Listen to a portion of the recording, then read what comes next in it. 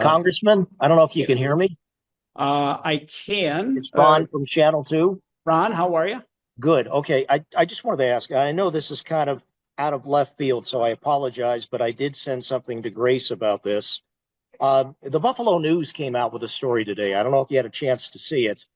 Dan Herbeck interviewed Thomas Homan, who is the Trump administration's border czar. Uh, and the whole question of the green light law came up, which I know you've been concerned about in the past as well. But anyway, Mr. Holman, when he talked to Dan Herbeck, said they asked if it's possible that federal officials would block cars and trucks with New York license plates from entering the U.S. from Canada until New York begins sharing DMV information. And according to Mr. Herbeck, this was a well-connected law enforcement official telling a reporter such a scenario is under serious consideration by Homeland Security. He says Holman did not rule out the possibility, declining to confirm or deny that report. So I know I'm hitting you from left field here, Sure. but when you hear things like that, obviously you have a lot of border residents here. What's your response? Well, I think it just brings light to the gravity of the situation. And I hope you all report on this because while I don't know if Mr. Holman said that or did not say that, I have not discussed that with him. But the northern border is something that you've all heard me talk about time and again about how this is the next front in this border war. We've seen 1,000+% increase in illegal crossings and apprehensions at the northern border. And New York State, because they insisted on a driver's license for a legal immigrant program and made that law in New York, and this needs a lot of attention. They have prevented federal law enforcement partners from accessing the New York State DMV database. And last summer, if you remember, Ron, the Buffalo ICE office apprehended a heinous killer from Peru. He got him just on the other side of my district, just outside of my district in Endicott, in Broome County. And this was a long-standing manhunt because this was someone that was such a heinous killer that he had killed 23 people. He was wanted for 23 murders in Peru, had his victims' names tattooed on his body, driving around in a car with New York plates. The Buffalo ICE officials that I've spoken with said that that investigation was deeply hampered because New York would not cooperate. I can't imagine most other states refusing to cooperate with federal officials when they're trying to do something to make all of our citizens safer and get a cold-blooded killer off the streets. So while that proposal, that quote seems to be an extreme measure, I don't know what it has got to be to make Kathy Hochul and the officials in Albany to wake up that we've got a real crisis on our hands. And they need to work with our federal law enforcement partners as we're trying to find the criminal element right off the bat within the population that is here illegally and set the table to get them out of this country. There needs to be broad-based cooperation. I have signed on to legislation in the last Congress, and I'm sure it'll be reintroduced very soon with Congresswoman Tenney to deny federal funds to states that do not cooperate with this sort of data sharing. I mean, this should be a hand-in-glove relationship. It should not be an adversarial relationship. And I have to ask out loud the question of state officials, whose side are you on if you're not working with our federal law enforcement partners to try to make our community safer? So I hope that it doesn't get to this. I hope we have more of a broad-based cooperation.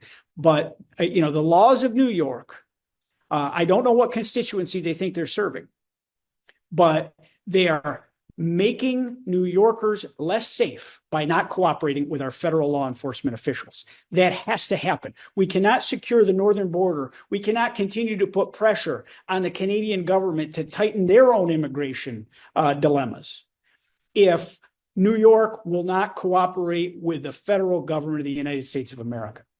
This is about keeping our community safe. And in a border community like Western New York is, where we have, 4 bridge crossings, this should be top of mind to people in Western New York in the southern tier.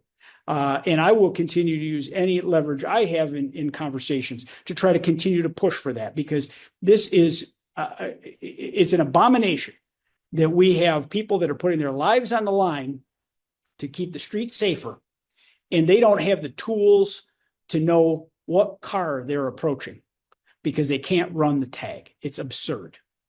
But just to follow up real quick, just could New York State residents be caught in the middle here? That's the Well, New York State residents need to call their governor. They need to talk to their state legislative partners, because what we're talking about in terms of getting the criminal element of the illegal immigration population out of this country is common sense. And if New York's going to stand in the way of common sense, that's a serious problem. The governor's from Buffalo. She understands, because of the proximity to the borders, as to what sort of dangerous free flow can be coming through. I mean, we have to have data cooperation between our law enforcement partners. I think that this comment, and I have not read the story by the Buffalo News, but it seems to be an extreme measure. Obviously, you know, the rights of U.S. citizens are tantamount. I think that we need to always be working to make sure that we have as much free flow at that border as possible. And I'm a huge proponent of this binational economy that we have, but we have to have safeguards and we have to protect our communities. And if we can't run the DMV database for U.S. Border Patrol, you're putting those officers' lives in danger, and you're putting your communities in danger. So while I can't speak to the comments, I haven't had those those conversations with Tom Homan or anyone in the incoming administration. There is going to be pressure on the state of New York to get with the program and understand what's on the line here. Mr. Fernandez. Mr. Langworthy, you're recognized. Thank you very much, Madam Chairwoman.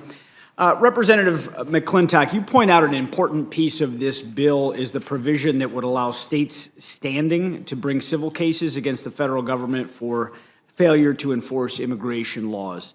What impact will this have on possible future open borders administration like the one the American people have just endured that refuses to enforce federal immigration laws? Well, it'll simply assure that the law is enforced. And I might point out the standing provisions under this bill don't undo the will of Congress. They give states the standing to sue the federal government when it itself refuses to enforce immigration laws that the Congress has mandated. By ignoring the clear statutory mandates for the detention of illegal aliens, the Biden-Harris administration reversed the will of Congress, as clearly outlined in statute. This bill simply says that those who are already under current law required to be detained, that is, every person who's entered the country illegally, they have to be detained under current law while their asylum claim is being heard. This bill simply says if you've got an administration like the last one that's ignoring this law, and that same alien who's supposed to be in custody anyway is then arrested for committing other crimes against the American people, or for that matter against the immigrant community itself, they have to be detained. They're end of discussion, end of excuses. And I might also point out that it is the immigrant community that is the most at risk from these criminals, because they prey upon the people that they are associated with. So to say that somehow this is anti-immigrant, quite the contrary, that this assures the safety of the immigrant and native communities combined by getting dangerous people off the streets who should be in custody anyway. Well, thank you. And I agree with Mr. Raskin.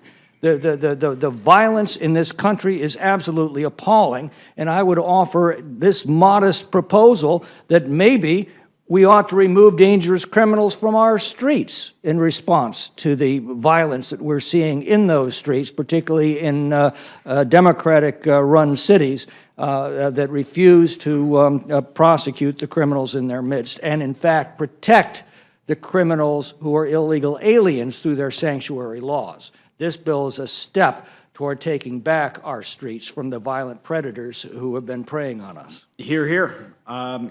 Thank you. Now, as the sole New Yorker on this dais, but this is not strange to you, Mr. McClintock, as a Californian, I need to also raise the issue of sanctuary jurisdictions and the serious life-threatening damage that they have done to our communities. What role have sanctuary jurisdictions played in shielding illegal aliens who commit crimes like the murder of Laken Riley from being detained by immigration and customs enforcement and deported from our country? Huge. Again, Laken Riley's killer was not convicted of theft. He was arrested for theft. Under this law, he would have been placed in custody as an illegal alien during the pendency of his asylum claims. What the Democrats are arguing is he should have been released. That's what the Democrats did. They had him released. And Laken Riley is dead as a result of that decision. We need to be clear what the sanctuary laws say. They say that when local authorities have a criminal illegal alien in custody, where that criminal is disarmed, instead of obeying federal law and notifying ICE so that they can be kept in custody until removed, that criminal is instead released right back into our communities. That was true of Laken Riley's killer. It was true of Jocelyn Nungary's killer. It was true of Sarah Root's killer, and so many others whose names we haven't attached yet to legislation, but who are just as dead and whose deaths were just as preventable. And now, under these sanctuary laws, law enforcement has to confront them when they are, not when they're unarmed and in custody, but rather when they are armed and at large after committing other heinous crimes. This is absolutely insane. And what mystifies me is that the Democrats would support sanctuary policies that shield criminal illegals from deportation and instead release them back into our communities to prey upon not only Americans, but as I said, upon the immigrant communities from which they come. You know, they say these sanctuary laws protect the immigrant community. There's no proof of that whatsoever. Indeed, an illegal immigrant family staying at the Roosevelt Hotel in New York City is far more likely to be victimized by these criminals and gangs than those who live perhaps in Scarsdale.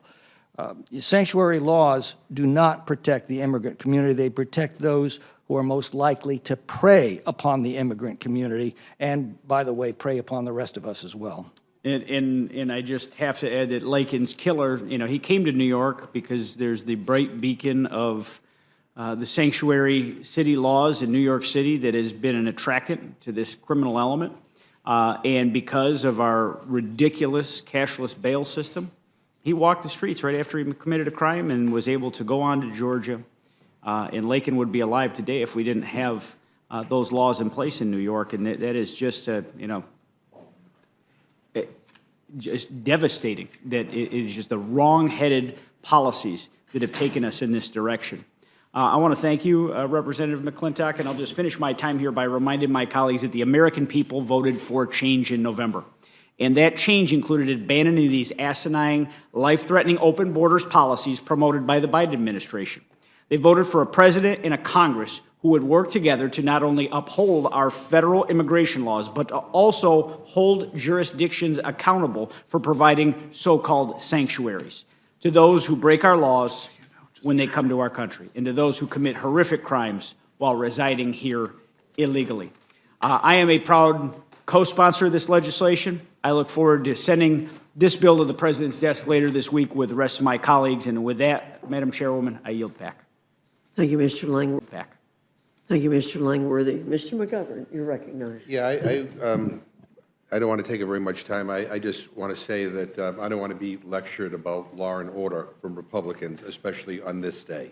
But Mr. Raskin, I think wanted to respond, and I think that's an appropriate thing to do so that this doesn't just turn into a series of sound bites. So I don't know if you have anything to add. If you don't, that's fine. But if you do.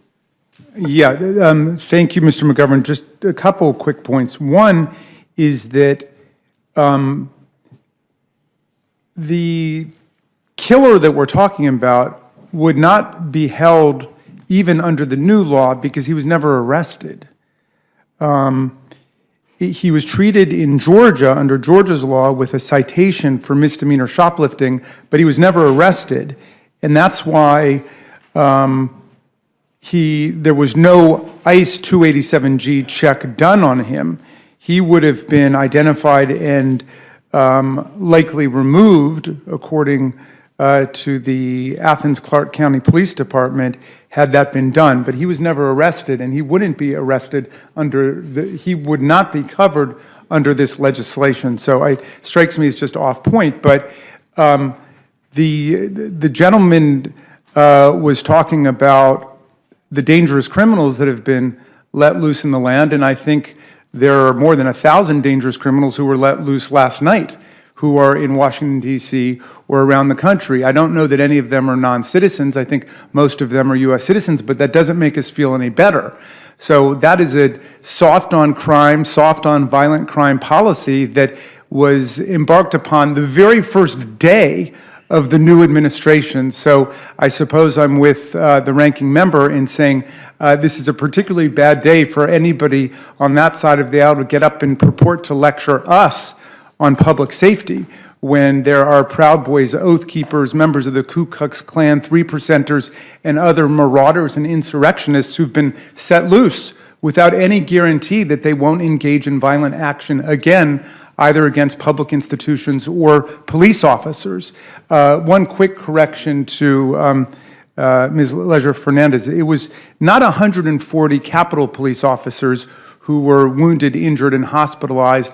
It was 80, and then there were 60 from the Metropolitan Police Department, and there were police officers from other surrounding jurisdictions, including Montgomery County, Maryland, who came to defend us against the mob attack on January 6th. Thank you, Mr. Mayor. Madam Chair. Staff just gave him something, so I'll yield to him to... Just to correct the record, ICE has said that Ibarra was arrested in New York City in September 2023 and was charged with acting in a manner to injure a child less than 17 and a motor vehicle license violation. So he was arrested. We're referring to two different incidents. Okay. Okay, but for being just let out, even though he was endangering the welfare of a child in the state of New York and let to go to Georgia, he would have been detained. Correct. And under this, he would be detained. Correct. So thank you, and I yield back. Well, if I might respond to you, Mr. Langworthy, I appreciate that. If there are any crimes that are committed, violent or otherwise, by the more than 1,000 people who were released from jail yesterday, would you then say that Donald Trump is responsible for what they're doing? Well, that follows from your logic. Not even, absolutely not entering this rhetorical question. People that have entered this country illegally and commit crimes should be removed from the country, period, end of story. I thought you were talking about release from criminal custody. I would just, thank you very much. Again, without belaboring this point, but the reality is that the people that were released yesterday, I mean, one of the things that they can now do is go out and buy weapons. And one of them just tweeted that grateful for the pardon, he's now going out to buy a bunch of effing weapons. So again, you all own this. You all own this. I yield back. Mr. Scott, you're recognized. Madam Chair, I would just like to give credit. Chair now recognize Mr. Langworthy from New York. Thank you very much, Mr. Chairman, and I appreciate the opportunity to once again serve on the Oversight Committee under your leadership. This is the best committee to fight to make sure that we have transparency in the people's government and address fraud, waste, and abuse. And there's no better way to start that mission in the 119th Congress than by addressing the harmful consequences of abuses of the work-at-home policies across the federal government. Commissioner O'Malley, you've been asked here today because the Social Security Administration is one of the prime examples of a work-from-home policy gone wrong. While you have worked overtime to guarantee Social Security Administration employees the luxury of telework until 2029, my constituents, they're still sitting at home wondering why they haven't heard a response from your employees in months and in some cases years. My district staff handled nearly 400 Social Security-related cases last year, many of which stemmed from outrageous delays in simply getting a response, and that's why they turned to our office. You and I both know this is completely unacceptable by any metric, and a disservice to all of our constituents and the millions of Americans who rely on Social Security as their main source of income. Commissioner, Social Security data shows that processing times have not improved since fiscal year 2020 and have yet to return to pre-pandemic levels. Furthermore, a study by the Stanford Institute for Economic Policy Research also found that telework policies have generally led to declines in productivity. Given this, how could you believe that our constituents can expect faster responses from your offices with telework in place? Actually, I've changed the policy on telework. I brought more people back to all of the 9 regional headquarters, as well as to the Baltimore and Washington headquarters. And actually, a lot of processing times have been improved. In fact, the ones that most of your constituents call for, the greatest volume is the retirement. And that one we have returned to 87% timely within 2 weeks. It hasn't been at that number for 7 years. And then earlier, put up the map, we were showing that we reduced to the lowest level in 30 years the backlog of ALJ cases.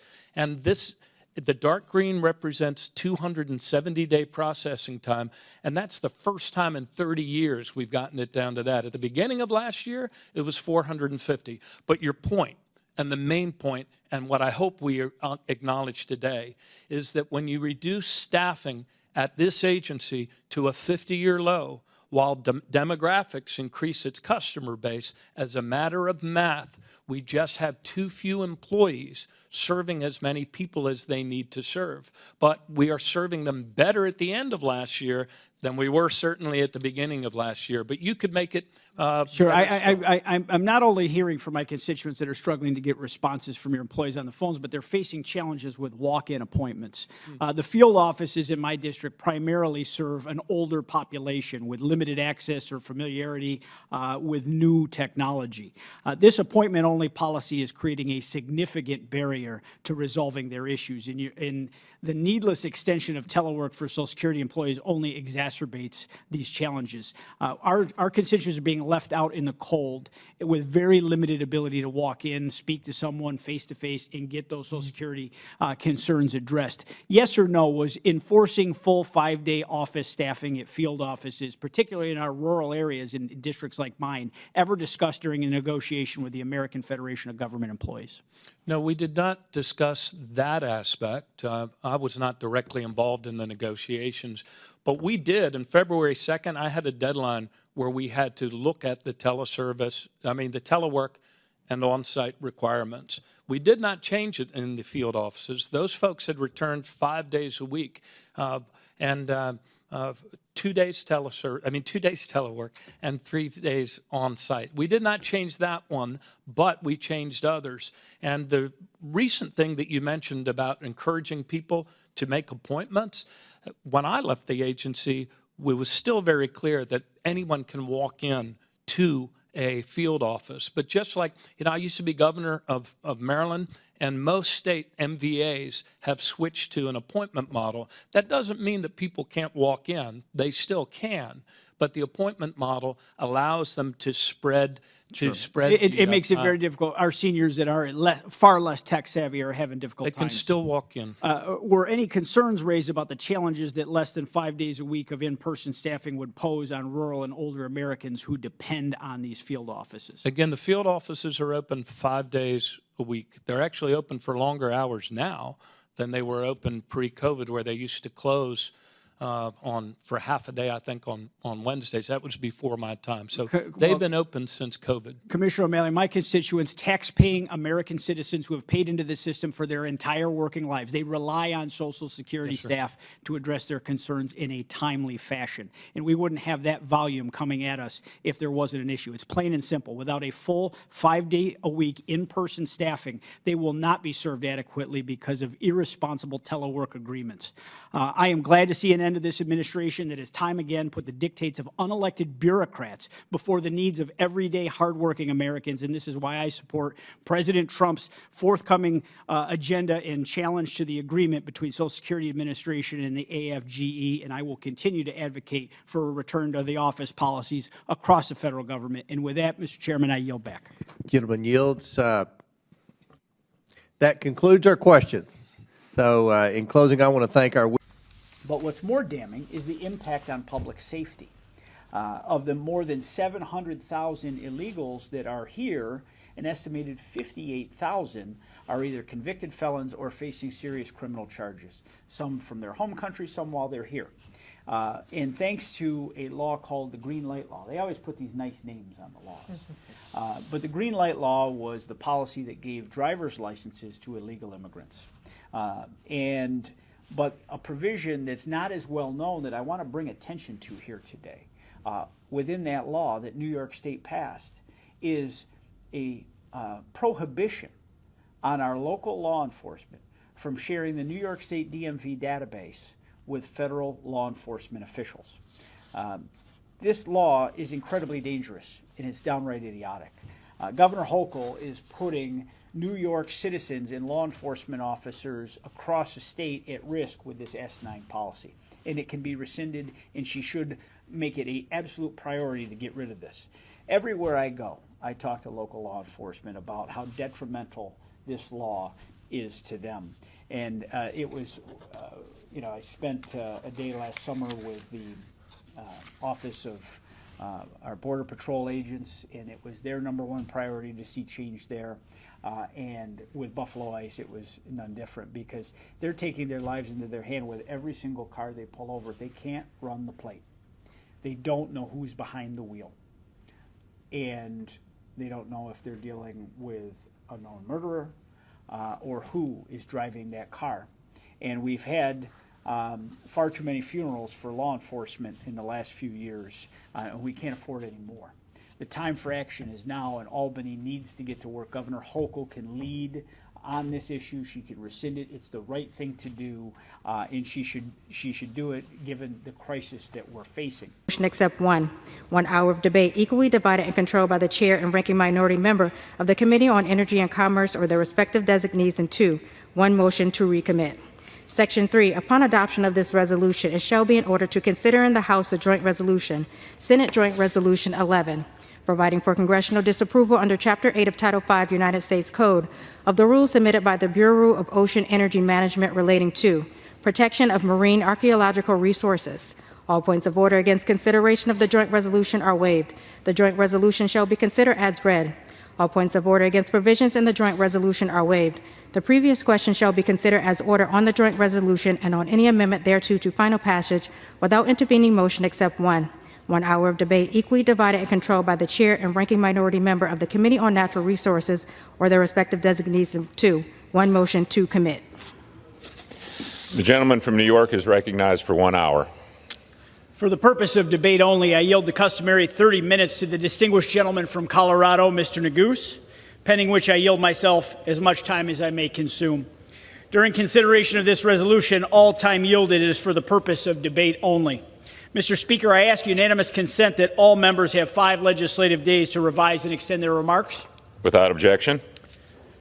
House Resolution 177 provides for consideration of 2 measures, H.J. Res. 42, H.J. Res. 61. The rule provides for both bills to be considered under closed rules with 1 hour of debate each, equally divided and controlled by the chair and the ranking minority member of the Committee on Energy and Commerce or their designees, and provides for 1 motion to recommit. Additionally, the rule provides for consideration of S.J. Res. 11 under a closed rule with 1 hour of debate, equally divided and controlled by the chair and the ranking minority member of the Committee on Natural Resources or their designees, and provides for 1 motion to recommit. Mr. Speaker, I rise in support of this rule and in support of the underlying legislation. The rule before us provides an opportunity for Congress to reverse the last-minute attempts at regulatory overreach by the former Biden and Harris administration.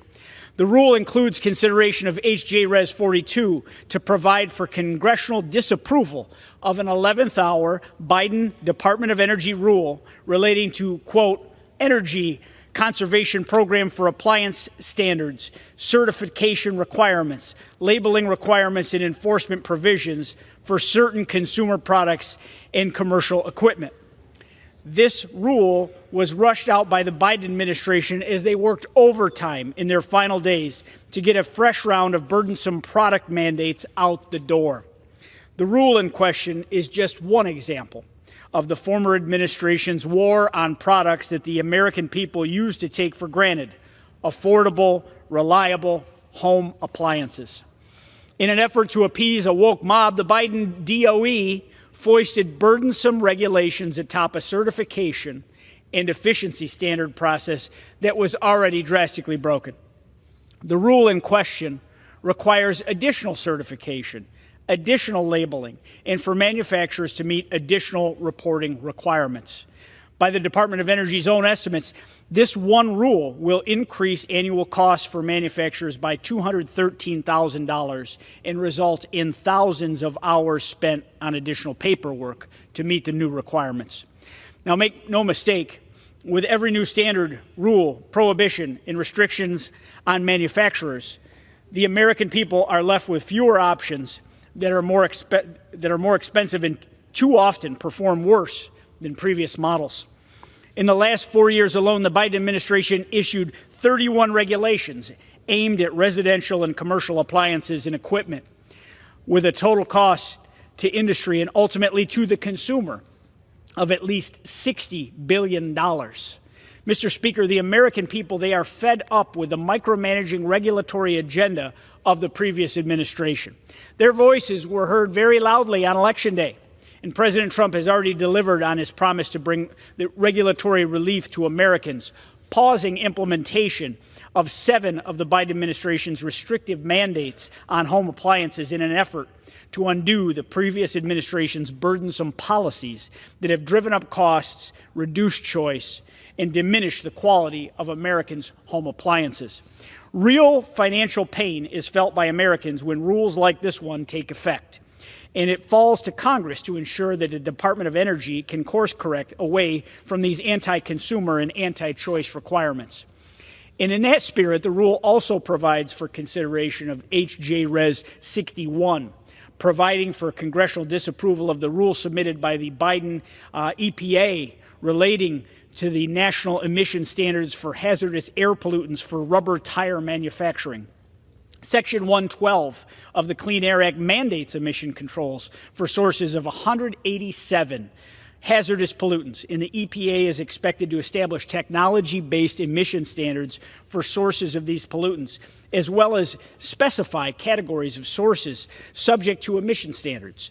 However, surprising to no one, the Biden administration's EPA, at the behest of a radical environmental group, has disregarded a technology-based, fact-based approach and completely weaponized this process against the industry. In a flurry of regulatory activity in their final hours in power, the Biden EPA finalized a rule to impose unnecessary new regulations on our tire manufacturing industry, all with zero environmental benefit. This is the legacy of not just the Biden administration, but also the Obama administration nearly a decade earlier. A weaponized EPA working at the behest of radical environmental groups to roll out regulation after regulation that drives up costs, kills jobs, and shutters domestic manufacturers, all in the zealous pursuit of the left's Green New Deal agenda.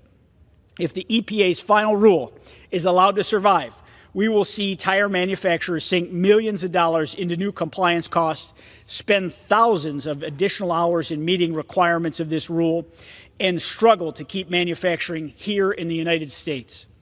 This rule shows us an agency that has moved hastily to comply with frivolous lawsuits, using questionable data in the process. And for decades, the left has used a sue and settle strategy to force the EPA to push for a more aggressive, more onerous, and less affordable set of standards on American job creators, American workers, and American families. As a representative of Western New York and the Southern Tier, many of my constituents were recently laid off after a tire manufacturing facility announced its closure in decision to move overseas, where CO2 emissions will almost certainly be higher and the requirements around environmental stewardship are far less stringent. This is the reality that awaits America's domestic manufacturing base if we allow our regulatory agencies to cater to the radical left and asinine Green New Deal fantasies, as they are doing with this rule. H.J. Res. 61 will ensure Congress, through the Congressional Review Act, can put a stop to these unnecessarily new costs that threaten the viability of American manufacturing. And finally, The rule before us provides for consideration of H.J. Res. 11, which provides for congressional disapproval of a rule submitted by the former Biden administration relating to, quote, protection of marine archaeological resources. Mr. Speaker, despite the innocuous name, the rule itself could not be more ridiculous. Federal agencies have spent hundreds of millions of taxpayers' dollars surveying the seabed of the Gulf of America and have identified to date approximately 4,000 shipwrecks and other sites.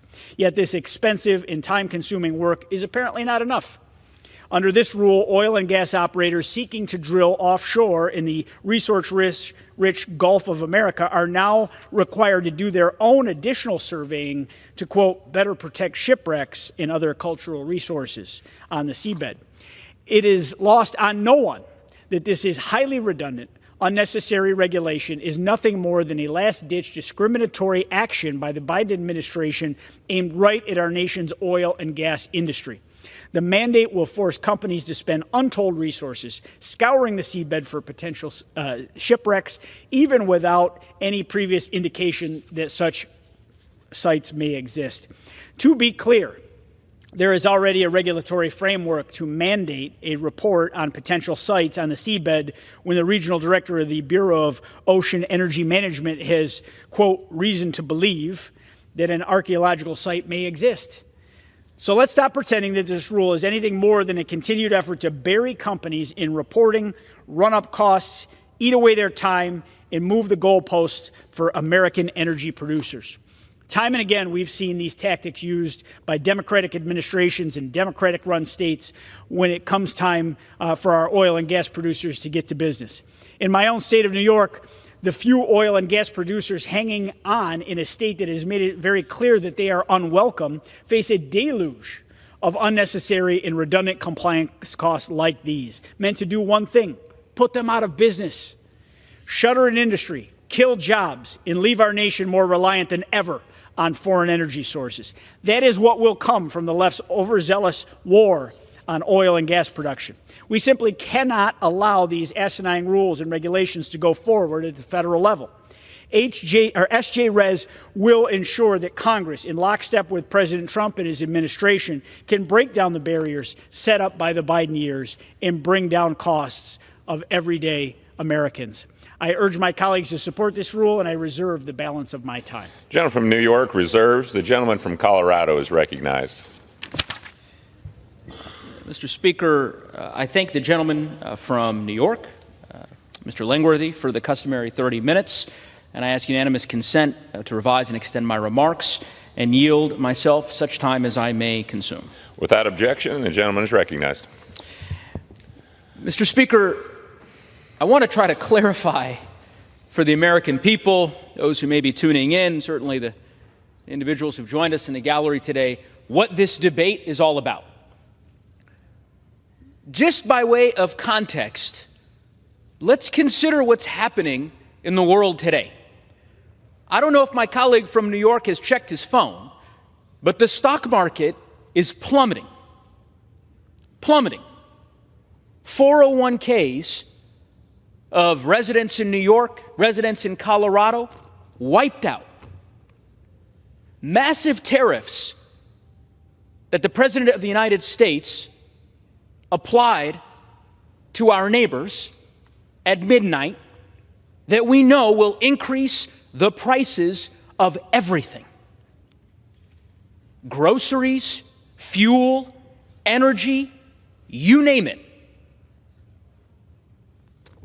Mass layoffs of federal workers, mass purges of veterans at different federal agencies, mass terminations of Forest Service employees in my district working on wildfire mitigation, scientists at NOAA, individuals doing cancer research. All of that is happening as we speak. And here we are in this august body debating what? Labeling requirements for appliances.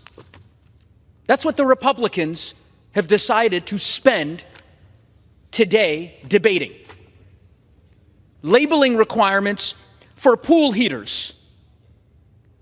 I don't know. Maybe that's, I don't know if the gentleman from New York has a pool. I don't have a pool.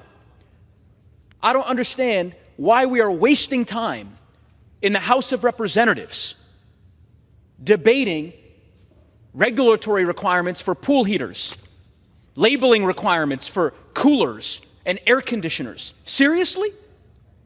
Stock market is crashing? And this is how House Republicans choose to spend their time? Government funding is about to dry out 10 days from now?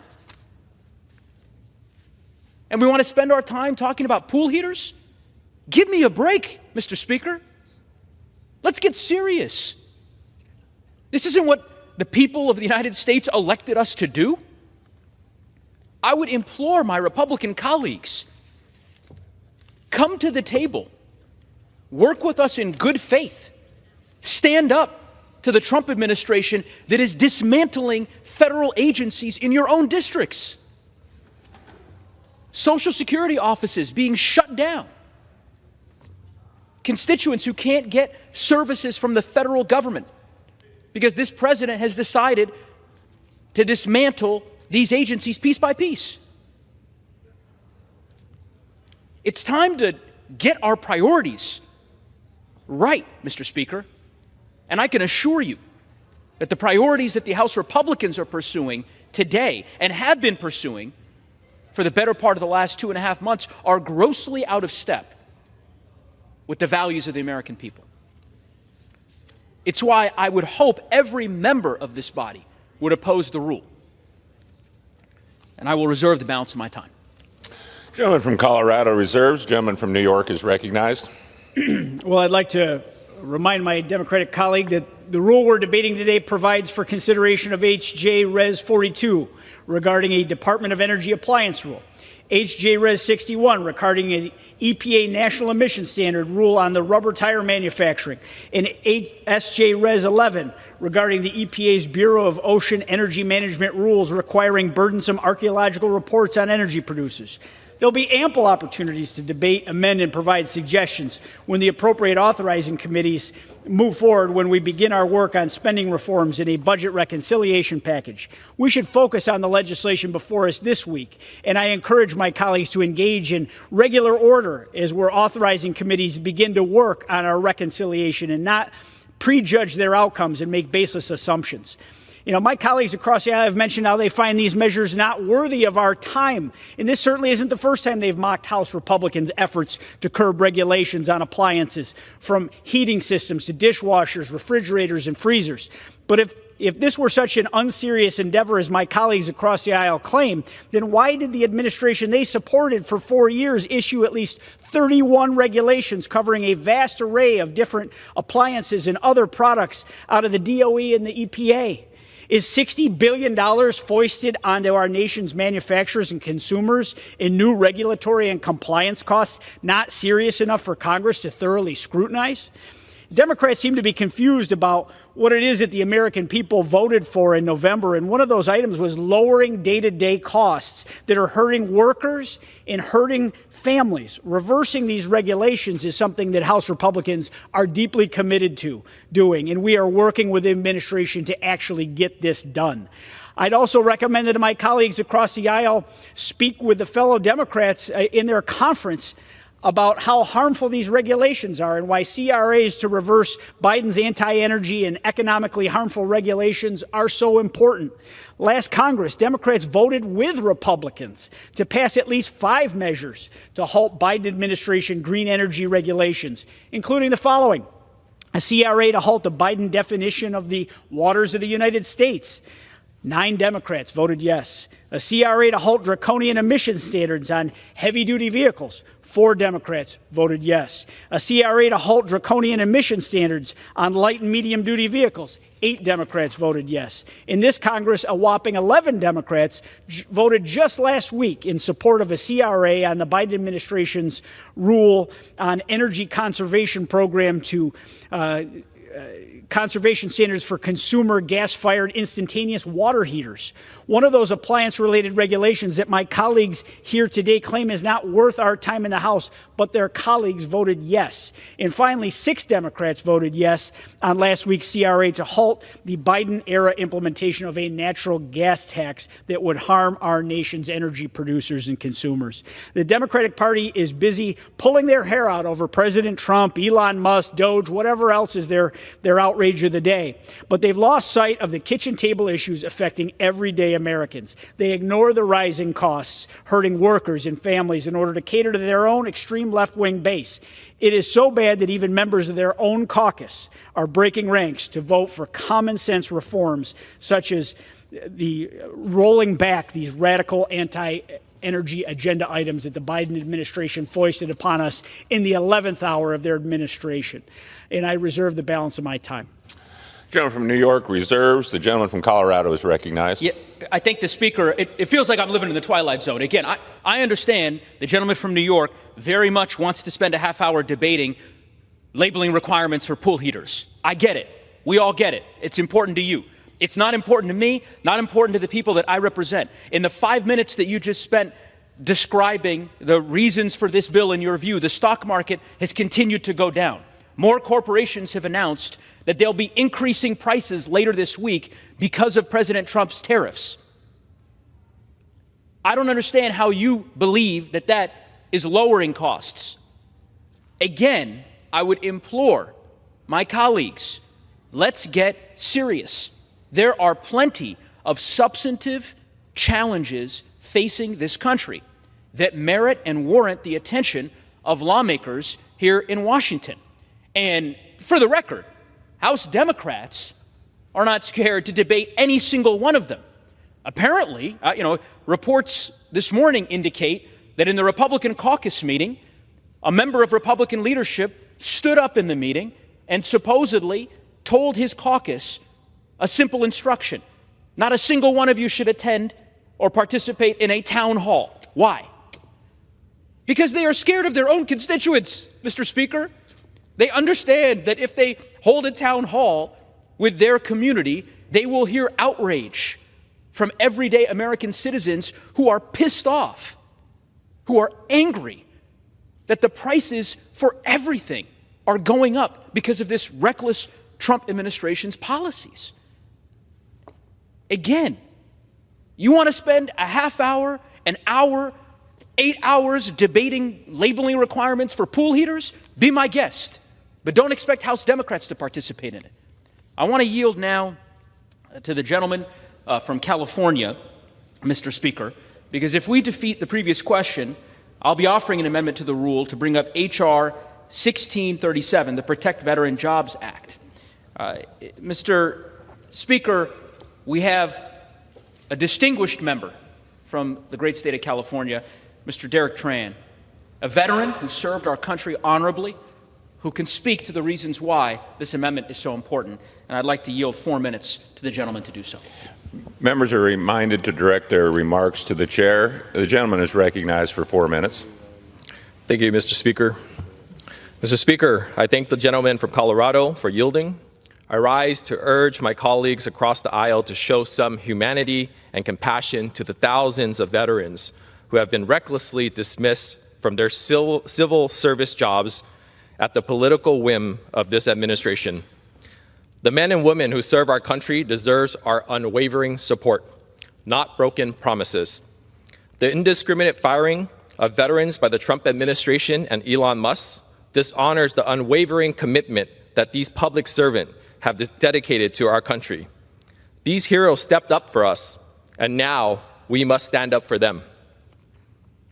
This issue is deeply personal to me. I am the son of Vietnamese refugees who fled war and persecution in search of safety and a better life in America. This country welcomed them and gave me the chance to succeed.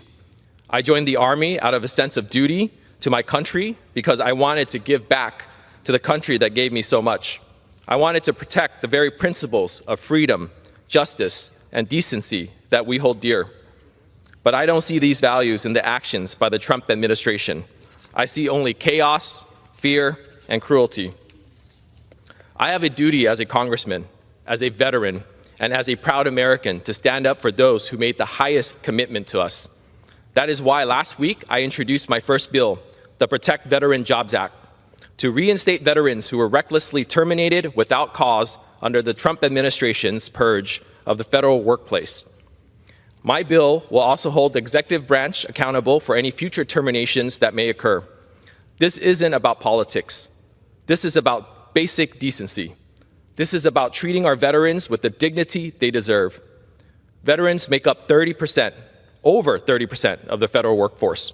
And when they are unjustly removed, it impacts all of us, from delays in healthcare services and disability claims to staffing shortages at the VA. The consequences for the American families and service members are dire. Veterans have always had our backs. It's time we step up to have theirs. I urge my Republican colleagues to join us in opposing the previous question so that we can take up this important measure to restore the livelihoods of veterans who have served our country honorably and who have continued to do so through civilian service. Let's reverse course immediately and get these veterans' jobs back. Thank you, and I yield back. And yields back. Gentleman from Colorado reserves. Gentleman from New York is recognized. Mr. Speaker, you know, we listen to calls from our Democratic colleagues for compassion and concern. I must ask the question, where was the compassion and concern while they watched prices skyrocket over our constituents over the 4 years of the Biden administration? Where was the compassion and concern where the Biden regulatory environment smothered the U.S. economy with regulation after regulation, trillions of dollars in off-budget spending, and it soared inflation over the American people? Where was that compassion then? Where was the outrage when House Republicans were calling for relief for the American people for the last Congress? They said that we were following the wishes of only President Trump. They follow the Green New Deal playbook to a T, and that's what we're here to debate today, are these important rollbacks of the Green New Deal agenda. I mean, we sat idly by and watched our country get invaded by at least 10 million people that came across this country with the direct will of the president to do it. President Trump has proven in just less than 2 short months the ability for a president to roll this all back with executive order. Yet the cost to New York alone was $7 billion in costs on New York taxpayers. Where was the outrage then? For 8 years, this hysteria has cost them. While they persisted in their witch hunt of President Trump in 2022, Americans contended with 40-year high inflation after Democrats and President Biden dumped trillions of dollars into a recovering post-COVID economy, which even one of their chief economists told us it would create massive inflation. They ignored that guidance. Did they seek to address everyday Americans' concerns about the direction of our economy? They did not. They doubled down on lawfare against President Trump, and it lost them the House in 2022. And in 2024, when the world was on fire, with our borders, they were flung open to the invasion of millions of illegal aliens into this country. They prompted a crisis in countless communities, including my own, with Americans' #1 concerns coming back time and again, poll after poll, as the economy in our border. Democrats did no work to address those concerns. Did Vice President Kamala Harris? No, she did not. She didn't make that sale to the American people when she was campaigning across this country. Instead, all we heard was about Kamala Brat Summer and the last-ditch jittery attempt at once again trying to convince Americans that Trump was somehow a threat to democracy. And Democrats lost historically on November 5th, 2024. They lost the electoral vote, they lost the popular vote, and they lost every swing seat on the table. Did Democrats learn from this smarting defeat since President Trump took office? They clearly have not. Instead, they focused their time again defending USAID slush funds, flat-out government waste, and pretty much every problem trying to lay it at President Trump's feet, including what he's doing every single day, as well as DOGE, and how they're trying to fix the crisis in the mess that was left behind by the Biden years. Mr. Speaker, the American people have time and again responded to Democratic hair-pulling with, at best, disinterest. Yet here we are today on the House floor with more of the same. The rule before us considers legislation focused on ridding American consumers in an industry of harming regulations that are truly impacting their wallets and their financial well-being in our nation's economic future. I urge my colleagues to quit the hysterics and for once listen to the voices of the American people after years of refusing to do so. And I reserve the balance of my time. Gentleman from New York reserves. Gentleman from Colorado is recognized. I thank the Speaker. I've got great respect for the gentleman from New York. And, you know, we have a lot of folks who come to Washington, D.C. to observe these proceedings. And I suspect it might seem a little rote to them. Would love to have an actual debate. Maybe there's some folks here from New York, some folks from Colorado who'd like to see us engage in some substantive debate. And so I might ask the gentleman from New York, because he ended his last remarks by appealing to the voices of the American people, and that he and his caucus, in his view, are standing up for the voices of the American people. I wonder if the gentleman might answer a question. Mr. Langworthy, have you held a town hall this year?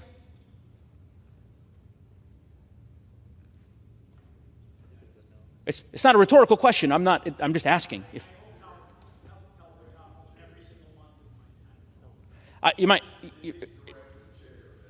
Mr. Chairman, excuse me, Mr. Speaker, if I might ask the gentleman from New York, I believe colloquies are permitted in this chamber for the staff on the other end. At least that's so I am asking, rather through the Speaker, to the gentleman from New York, if he has held an in-person town hall with the people of New York that he represents this year. I'm just curious. He doesn't have to answer if he doesn't want to answer. I don't say yes or no question. It's not a complicated question. Okay, I'll take it as a no. I mean, clearly he's not held a town hall in 2025. I think he would be jumping up to clarify the record that he, in fact, had met with his constituents, Mr. Speaker, if that were the case. He clearly has not held a town hall. I understand why.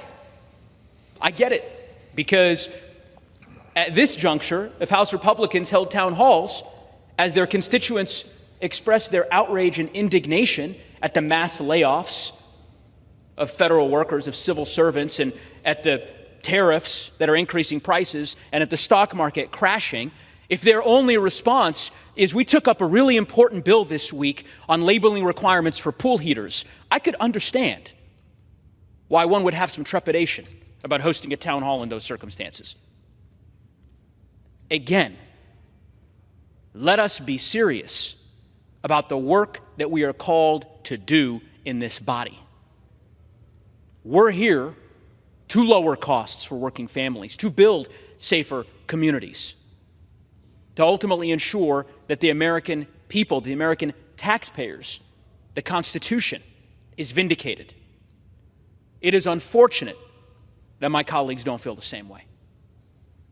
I'll reserve the balance of my time. Gentleman reserves. Members are reminded to direct their remarks to the chair. Gentleman from New York is recognized. Mr. Speaker, we've seen a lot of masterful theatrics out of the Democratic Party recently, and we're seeing nothing different from that today. It's amazing that people that are so concerned about burdensome regulations and costs on people offer no solutions. We are here doing the work of that today. We are taking price concerns off of the back of industries. We're preserving jobs, and we are creating a brighter future for our communities by getting rid of this 11th hour rulemaking that was put forward by the Biden administration. They had all the power to make this country move in the right direction when Democrats controlled all of Congress and the White House following the 2020 elections. They had the ability to make those changes, but they took the country in the wrong direction. And that's why the country at the ballot box made the changes that they made. They took the House out of Democratic hands and made Republicans lead the House of Representatives. And then they did the same with the Senate and the White House in 2024. That is the report card that the Democratic Party earned because they prioritized the things that the American people did not want prioritized. They haven't read the room. They answer to their woke and angry mobs that they are, foisting on members of Congress and people all over the country right now. It's a very coordinated effort. They deny it, but make no mistake, every U.S. senator today released a video that has the exact same script. It is very clearly a theatrical performance that the American people are seeing out of Democrats in the U.S. Senate. We're here with solutions to problems created by the last administration. We're putting it forward to get the job done. We have a timeline that we have to focus on, and that's why these CRAs are so important for us to tackle right now. We have limited legislative days in order to roll back these unnecessary, burdensome regulations that no one asked for and no one wanted. And we're getting the job done that we were sent here to do. But let's look again at the numbers. The Biden administration has issued at least 31 regulations for residential and commercial appliances and equipment totaling $60 billion. If my friends on the other side of the aisle don't think that added regulatory costs filter in the price of new appliances, then we have several bridges available for them to purchase. Let's look further at some of the regulations that will reap American consumers in terms of financial savings. In one example, under the Biden DOE's dishwasher efficiency standards, Americans are expected to save a whopping $1.12 under that regulation. Was that necessary to put out there? Of course it wasn't. These are savings that the left expected the American people to be excited about as they racked up more regulations and more restrictions that cost us jobs from the results of the Biden years. And under the latest DOE rule that HJ Res 42 would fortunately curb, home appliance manufacturers have already outlined how the rule requires their industry to provide a myriad of unnecessary information and data that is meaningless when demonstrated efficiency, but simply is required to meet compliance with the rules. It's regulations for the sake of regulations, and the American people are left to pay higher prices and fewer choices. And at the end of the day, Mr. Speaker, my colleagues simply refuse to acknowledge the natural dynamics of the marketplace. When left to their own devices, the American people will seek out the most efficient model of an appliance that they can afford. And I agree with my colleagues when they say that the American people want cost savings, both at sale and efficiency over the lifestyle of an appliance. But what they don't want is government intervention that limits their ability to make those choices themselves. They want to have more affordable options available to fit tighter budgets, not fewer, more expensive choices, because unelected bureaucrats at Biden's DOE needed to micromanage what refrigerators, dishwashers, heaters, air conditioners, you name it, are permissible under unrealistic efficiency standards. HJ Res 42 will help curb these costly, limiting, and anti-natural gas standards from the final days of the gasping Biden administration that were finalized at the behest of his radical climate lobby. I reserve the balance of my time. Gentleman from New York reserved. Gentleman from Colorado is recognized. I thank the Speaker. We've heard a lot about so-called theatrical performances. I didn't realize that asking the simple question of whether or not the gentleman had held a town hall this year counts as theater. I understand it's a forbidden question in the House Republican Conference now as to whether or not one has held a town hall for obvious reasons. But my constituents certainly don't find that to be an offensive question. We've held 5 town halls in the last 2 months. We look forward to holding more because we're going to be responsive to the American people. I wish my colleagues would do the same. But look, what I won't do, and I think what the American people won't do, is be lectured by Republicans about rising costs when literally as we speak, Trump's tariffs are taking hold and beginning the process of increasing prices, which already started 30 days ago, and putting it into overdrive. These are just a couple of headlines from the last 8 hours. New England, New York grid operators prepare to collect millions in tariffs on Canadian electricity. New York Post, car prices could potentially surge by $12,000 because of these tariffs. House Republicans have the audacity to lecture us about increased costs when they are increasing the costs of everything. And by the way, this is not some foreign debate. I represent Colorado, proud to represent the great state of Colorado. I've never been to the Gentleman's District in upstate New York, but my understanding is it's pretty close to the Canadian border. Billions of dollars of economic development in New York, of commerce that's transacted between Canada and the United States. What, a mere few miles from the Gentleman's District? And he describes this as theater? I'm not so sure that the folks in his district, that the people of New York will feel that way as these tariffs begin to kick in. I'm sure that the farmers and the ranchers in Colorado that I represent, I can assure you they won't call it theater. Mr. Speaker, I understand that my colleagues on the other side of the aisle would like to spend every second of every minute of every day talking about the prior president. It's been a half hour now of my colleague on the other side of the aisle. Every sentence starts and ends with Joe Biden by my colleague. Donald Trump is the president of the United States. My colleague reminds us, yes, Republicans have a majority in the House and in the Senate. And all I'm suggesting is that maybe they should use that majority to do better things than waste everyone's time on labeling requirements for pool heaters. That's it. That maybe we ought to be a little bit more concerned with the 401ks of our constituents, of working families in Buffalo and in Fort Collins, Colorado. I don't think that's too much to ask. I'll reserve the balance of my time. Gentleman from Colorado reserves. Gentleman from New York is recognized. The epiphany, Mr. Speaker, that those on the other side of the aisle now have, and they're so concerned about costs and economic concerns, when they fought us tooth and nail on every single action that we tried to take to curb the Biden administration's uncontrollable regulatory environment, is just laughable. I mean, we watched, we warned, and we fought in the 118th Congress to stop an administration that created a regulatory environment that has added about $1.5 trillion in needless regulations that has stifled the growth of industries and jobs in this country. And now you're seeing them all of a sudden change their tune.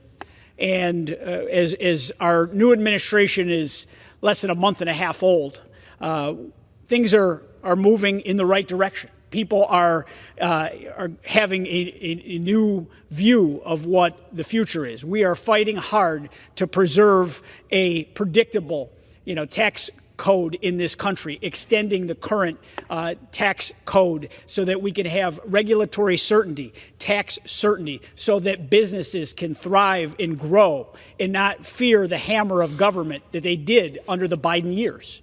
I mean, there was an explosion after Election Day of people ready, willing, and able to invest in America. We have seen unprecedented investment come in from overseas, bringing new jobs, new opportunities, and new future creation here to the United States since Election Day. And that will continue because that is what President Trump campaigned on. That is what House Republicans fight for and what we will achieve together. I mean, this epiphany that we've had on the other side of the aisle, that they are now all of a sudden concerned with the costs of everyday Americans. They were nowhere to be found for 2 years in the 118th Congress as we fought every day about the cost of gas and groceries and how it was pinching away because of Biden's inflation and what it had done to the purchasing power of everyday Americans' accounts. People in probably both of our districts said the same exact thing, that they were watching the American dream slip away from our kids and our grandkids because we couldn't necessarily be certain that the future would be brighter under the current trajectory of this country. And we've saddled the country with $36.5 trillion in debt, a debt service that is higher than what we spend on our national defense. It's an unacceptable legacy that we're leaving to our future generations. And we are working every day towards our budget reconciliation to get that under control so that we can be the era that bent the curve on spending and got this country back on track. Yet we have people on the other side of the aisle that want to keep spending levels at the COVID era. COVID, fell upon us 5 years ago this week. Yet they want to still spend like we're in the midst of an emergency. And it is time that we have a common sense revolution in this country. Common sense like what we're doing here today, rolling back needless regulations that hurt jobs, that hurt workers, and hurt consumers. That's what we were asked to do by our constituents. This takes choice. These CRAs this week are important because they reinstitute choice in the marketplace. They take the bureaucrats that DOJ is fighting every single day out of the equation and put the American consumer back in the driver's seat so that we can have choice in our consumer goods, not creating a standard just to justify someone's job in a cubicle somewhere. That's what this government's been about for far too long, but those days are over. We're now putting common sense in the driver's seat in this country. We're working towards a brighter future for our kids and our grandkids, and I'm prepared to close, and I reserve the balance of my time. Gentleman reserved. Gentleman from Colorado is recognized.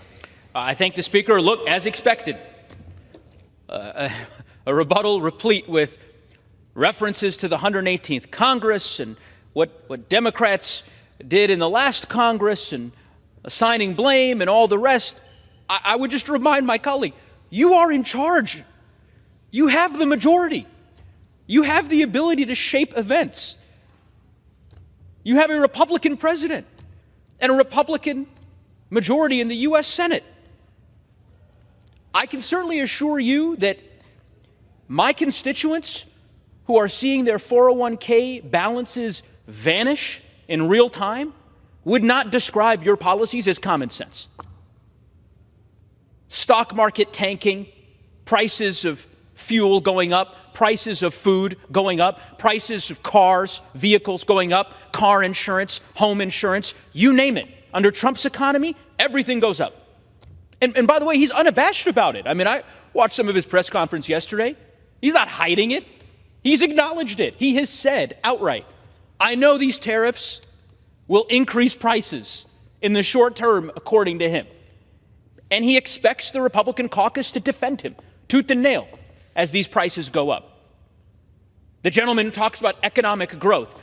The Federal Reserve, the Atlanta branch, yesterday, just yesterday, forecasted negative GDP growth for this quarter. First time in a long time, negative GDP growth under President Trump. This is the common sense agenda that my colleague from New York sells to farmers and ranchers in Colorado? We're not buying it. The American people aren't buying it. It's why I would implore every member of this body to oppose this rule. And Mr. Speaker, it's also why I would implore everyone to support the amendment to the rule that we would like to pursue by bringing up H.R. 1637, the Protect Veteran Jobs Act, which was brought up previously. And I would ask unanimous consent, Mr. Speaker, to insert the text of my amendment into the record along with any extraneous material immediately prior to the vote on the previous question. Without objection. Mr. Speaker, I am prepared to close, and I'll reserve the balance of my time. Members are reminded to direct their remarks to the chair. Gentleman from New York is recognized. I reserve. Gentleman reserved. Gentleman from Colorado is recognized. I thank the Speaker. I'll direct my comments to the chair, to you, Mr. Speaker, to express my frustration, which is the frustration felt by so many of the hardworking people of the great state of Colorado that I have the privilege of representing in the House of Representatives. It is a frustration born from the realities that they are facing each and every day. As I mentioned, an economy that's in free fall, a stock market that is tanking, seeing their neighbors, their friends, public servants being purged from federal agencies, hardworking civil servants who do wildfire mitigation work in Colorado and across the Rocky Mountain West, unceremoniously fired, scientists at the NOAA and NWS facilities in Boulder and elsewhere being subject to these mass terminations. A federal executive who seems intent on dismantling agency after agency. And a House Republican caucus that is walking with him lockstep every step of the way as they prepare to slash Medicaid to the tunes of hundreds of billions of dollars. The frustration that my constituents feel is justified because notwithstanding every single one of those transgressions, every single one of those challenges, those obstacles that Republicans have manufactured and created in their daily lives, if they tune into this debate, they will see that the focus is on none of it. And instead, on the matters that we've discussed today. My constituents, Mr. Speaker, do not want to see me debating labeling requirements for pool heaters. They don't. I won't speak for what the people of New York have to say about their representatives. I will just say for Colorado and Coloradans, they expect me to be here pursuing policies that will make their lives easier, that will promote economic growth and a better quality of life. And they're not getting it from this House under Republican control. That I can assure you. I understand House Republicans, I'm sure, will pass the rule. They'll get their bill on water heaters and pool heaters and air conditioners passed through the House. They'll have a big fancy signing ceremony at the White House where they'll celebrate the fact that they repealed a labeling requirement rule that was promulgated a year ago. I fear for what the broader economic trends will be when they have that signing ceremony. Who knows?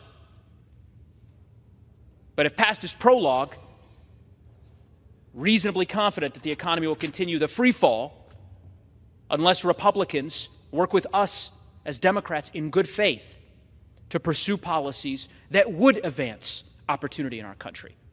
That's my humble request, Mr. Speaker, and the best way to get started is by opposing the previous question, opposing the rule, opposing the underlying bills, and getting back to the business of this House. And I yield back the balance of my time. The gentleman from Colorado yields back. The gentleman from New York is recognized. Thank you, Mr. Speaker, and I am prepared to close and yield myself the balance of my time. Gentleman's recognized. For 4 years, Democrats gaslit the American people in a vain attempt to convince them that costs weren't going up, inflation wasn't real, our economy wasn't in trouble, and there wasn't a crisis at our borders. The American people saw past that deception and they voted for a president and a Congress that promised to put our country back on track. Part of fulfilling that promise includes unwinding a slew of burdensome rules, prohibitions, restrictions, and other ticky-tacky attempts to micromanage everyday life for Americans. It also includes ensuring that the woke mob and their radical environmental NGOs can no longer call the shots at these federal agencies at the expense of our domestic manufacturers, our domestic energy producers, and good-paying jobs. I strongly support the rule before us today, and with that, Mr. Speaker, I yield back the balance of my time, and I move the previous question of the resolution. Gentleman yields back. The question is on ordering the previous question on the resolution. Those in favor say aye. Aye. Those opposed, no. No. In the opinion of the chair, the ayes have it. Mr. Speaker, I ask for the yeas and nays. The yeas and nays are requested. Those favoring a vote by the yeas and nays will rise. A sufficient number having risen, the yeas and nays are ordered. Pursuant to Clause 8 of Rule 20, further proceedings on this question will be postponed. Pursuant to Clause 12A of Rule 1, the Chair declares the House in recess subject to the... Chair recognizes Mr. Langworthy from New York. Thank you very much, Mr. Chairman. Governor Hochul, yes or no, do you think someone who's committed murder or rape in this country, in that they're here illegally, should have tools at their disposal to avoid deportation? As the governor, his primary responsibility is to protect the people of New York. I'm sorry. Those crimes are abhorrent. I'm sorry. Whatever response you prepared to give today dwarfs in comparison to your actions as governor. I would like to remind you of someone named Gianfranco Torres Navarro, an illegal alien and suspected leader of a violent Peruvian gang. He was tied to 23 murders in Peru and came to this country illegally across the southern border.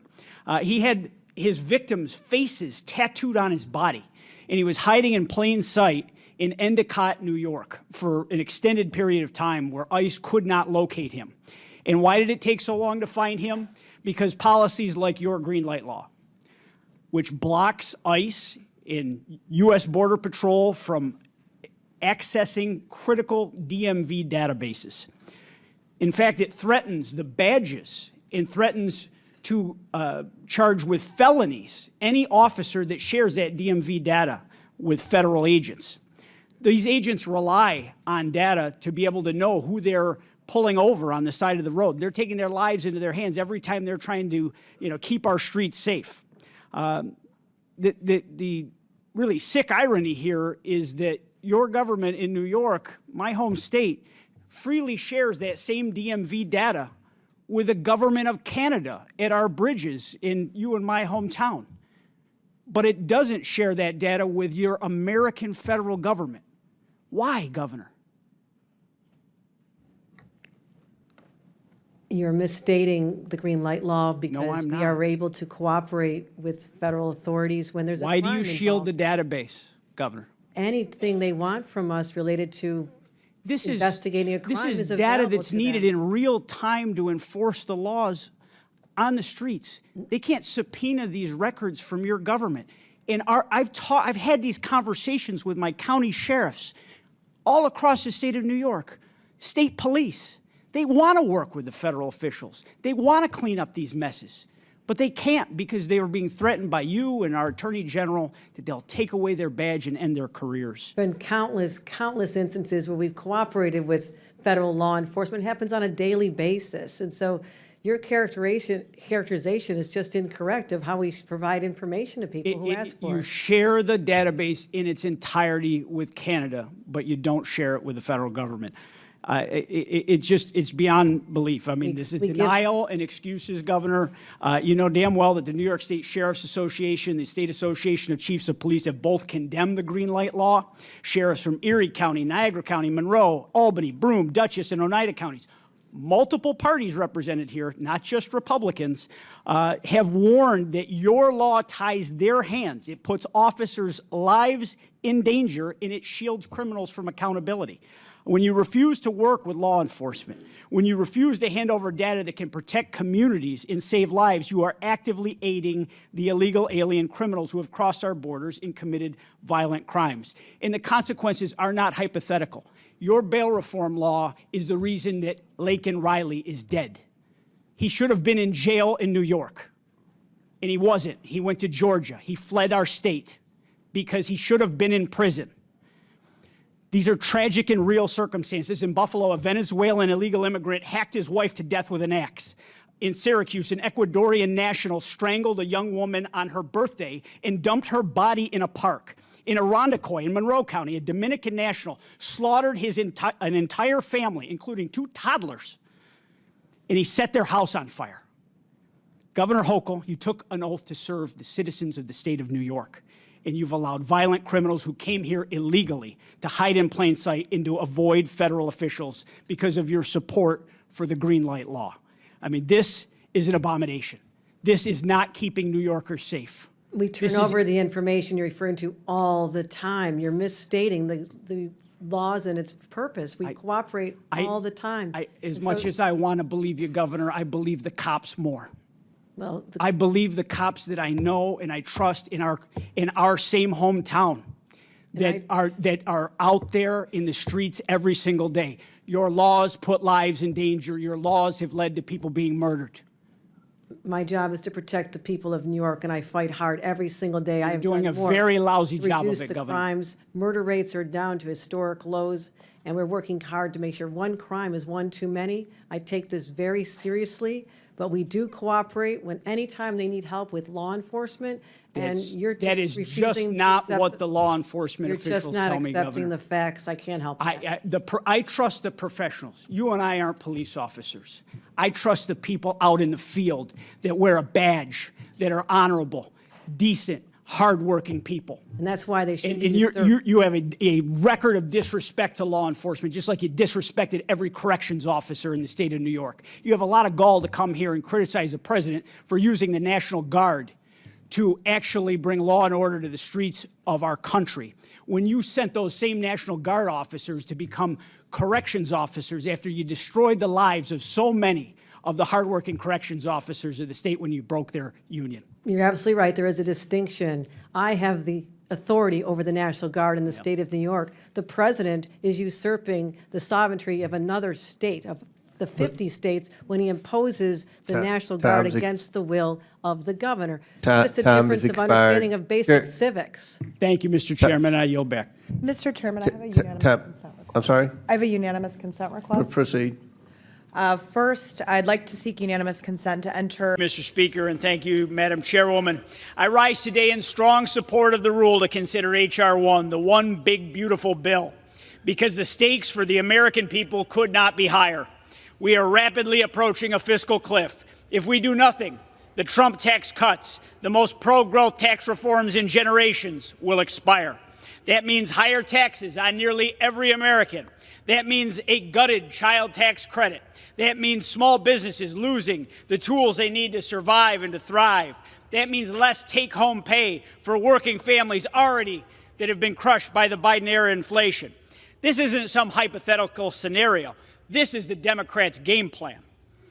They want to raise taxes. They want to punish success. They want more people dependent on government and fewer people building independent lives.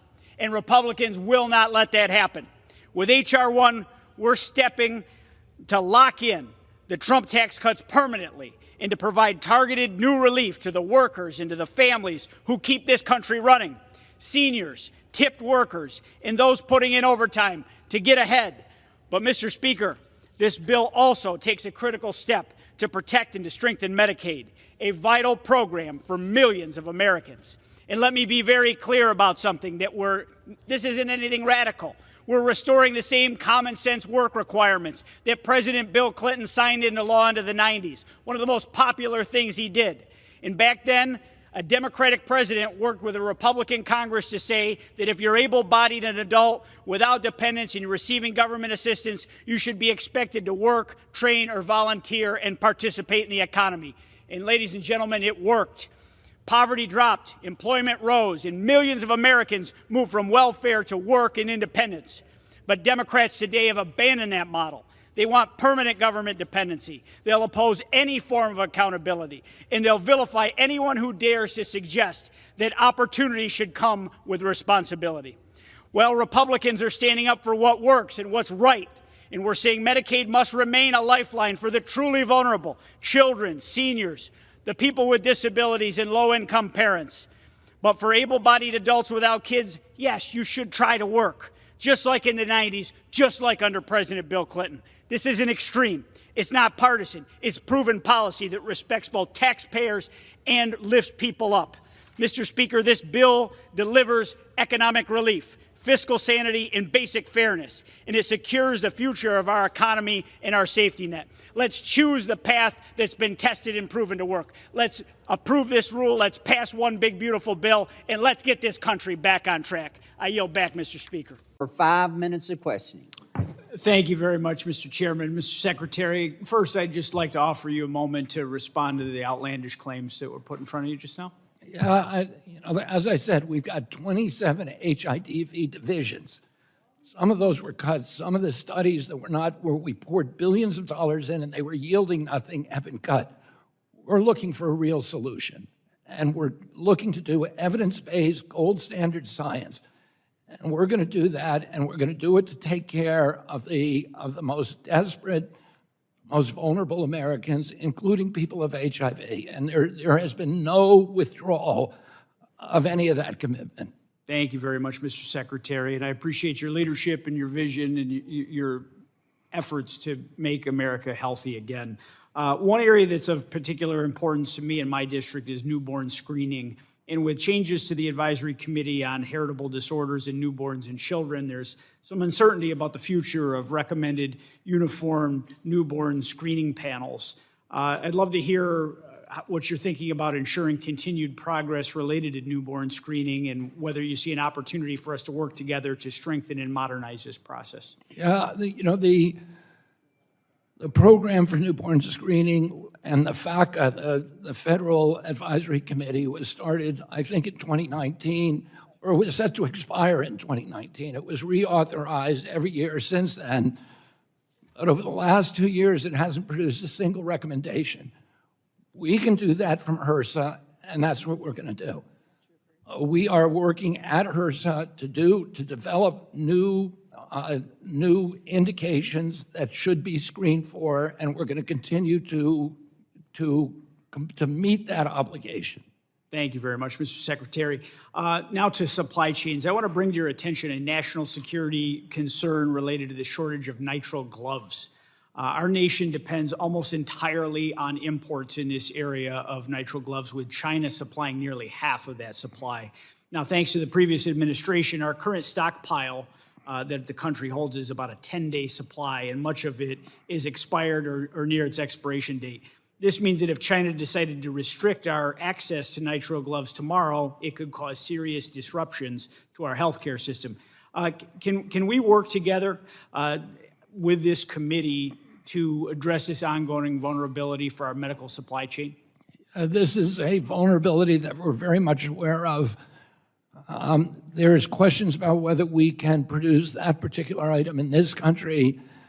I've been traveling over the past couple of weeks to Argentina and to Ecuador, both of which have an interest in producing these products for the American market. It's a much more secure supply chain than relying on China.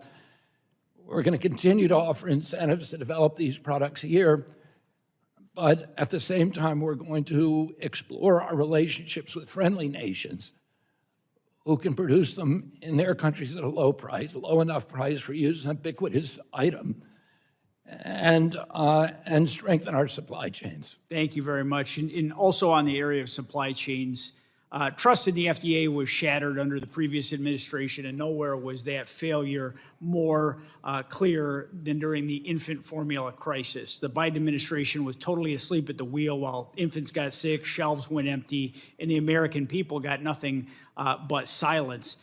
Your budget includes $15 million to modernize infant formula oversight. Can you walk us through how that funding will be used and if the department is working on any other efforts to strengthen the infant formula supply chain? It was one of our first priorities when I came into the department. We launched Operation Stork Speed to make sure that the quantity of infant formula that is available is enough to supply the demand, but also to improve the quality, to do everything that we can to recalibrate the formulas. We're doing that right now at FDA and at NIH. And we're working with manufacturers all over the country, in Florida, Texas, and elsewhere, to build up our supply chain so we never have a shortage again. Well, thank you very much, Mr. Secretary, for your efforts there and for all that you're doing. I have 23 seconds if you want to respond to any of the other outrageous claims, because no one's let you get a word in edgewise over there. I would love to be here for a conversation, and actually a lot of these issues are very complex. They don't lend themselves easy to sound bites. And I would love to have a conversation at some point with the Democrats about their concerns about these issues. I think our values are the same, but the gentleman's time has expired. The chair now. Mr. Neguse, Mr. Langworthy, you're recognized. Thank you, Madam Chair. And I, like all of you, are here in Washington today instead of celebrating the incredible veterans in our district. and across the country. But as members of the Rules Committee, we begin the important process here in the House that will finally end this shutdown madness. I honor the veterans every day, and especially today. But the work we're doing here tonight and starting that work, and we'll finish tomorrow, will begin to end the turmoil that has made their lives and the lives of millions of Americans harder for more than 40 days. For over 40 days, the American people have endured a completely unnecessary and entirely avoidable government shutdown. Not because Congress couldn't find common ground, but because Senator Schumer and his allies turned governing into political theater. And you've heard a lot of political theater already here tonight. You've chosen performance over duty and outrage over outcomes. From day one, the House did its job. We passed a clean continuing resolution, a straightforward measure to keep the government open while the appropriations process continued, and I think Chairman Cole has really articulated that very well here tonight. It's the same kind of measure that Congress passed repeatedly in the Biden years. I voted for every one of those CRs, despite disagreeing with virtually all of the administration's policies. Because governing means putting your country before politics. And it keeps the lights on for the American people. We pay far too much in taxes, every American, for the government to not be responsive when they need it the most.